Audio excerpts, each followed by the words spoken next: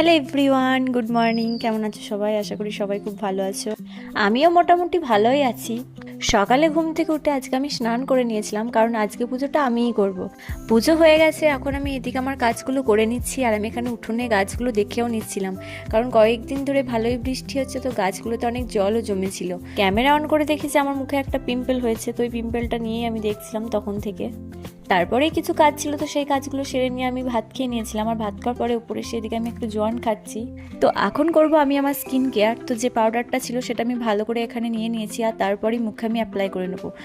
একটা সত্যি কথা বলতে, আমার ফেসে সেরকম কিছুই ছিল না। বিয়ের 1 মাস আগে আমি একটা পাকা পেঁপে মেখেছিলাম ইউটিউব দেখে, তো সেখান থেকে আমার মুখে প্রচণ্ড পরিমাণে র্যাশ বেরিয়েছিল, তো সেখান থেকে এই পিম্পলগুলো হয়েছিল। যাই হোক, এইদিকে আমি বিকেলের দিকে চুল আঁচড়ে নিচ্ছিলাম, আর বাইরে থেকে একটা বাজনার আওয়াজ আসছিল। তো সেটাই ভাবছি কি, তো মনে পড়লো আজকে তো উল্টো রথ, ছোট্ট ছোট্ট বাচ্চারা রথ নিয়ে বেড়াচ্ছে রাস্তায় রাস্তায়। সেটাই আমি ব্যালকনি থেকে দেখে নিচে গেলাম। নিচে গিয়ে দেখি যে মায়ের দিকে রথ যে নিয়ে এসছে তাদেরকে চাল আর টাকা দিচ্ছে। তো বাচ্চারা তো বেশ ভালোই খুশি, আর ওরা রথ টেনে নিয়ে যাচ্ছে, আর ভালো মনের আনন্দে এরা বাজনাও বাজাচ্ছে। আর এটা ছিল বড় রথ। রথ দেখে আমি আবার চলে গেছিলাম ছাদে। তো ছাদে একটু ঘোরার পরে আমি ছাদ থেকে নিচে চলে এসেছি, যেহেতু আজকে সন্ধ্যেতে আমার একটু কাজ ছিল ঠাকুর ঘরে, পুজোটা আমিই করবো, সেই জন্য আমি ঠাকুর ঘরে চলে এসেছিলাম।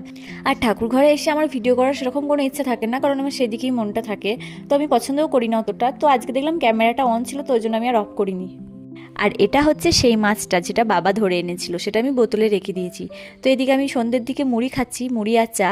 এবার বানাবো দই, তো ওই জন্য আগে দুধটা ভালো করে জাল দিয়ে নিচ্ছি, আর এদিকে চিনিটাকেও ভালো করে ভেজে নিচ্ছি।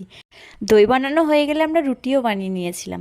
তো আজকের মতো মিনি ব্লগটা এইটুকুই। Thanks for watching.